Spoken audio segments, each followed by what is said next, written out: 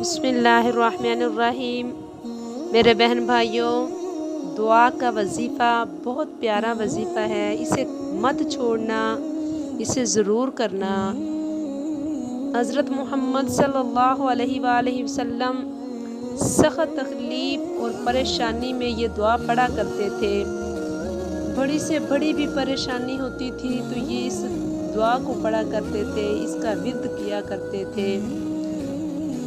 کوئی بھی پریشانی ہو، انشاءاللہ تعالی یہ دعا پڑھو گے تو آپ کی پریشانی حل ہو جائے گی۔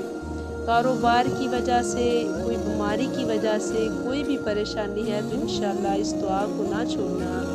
یہ ایک زندگی کا معمول بنا لو، اسے پڑھنا ہی پڑھنا ہے، اسے نہ چھوڑنا۔ یہ آپ کے لیے بہت ہی بہتر ہے۔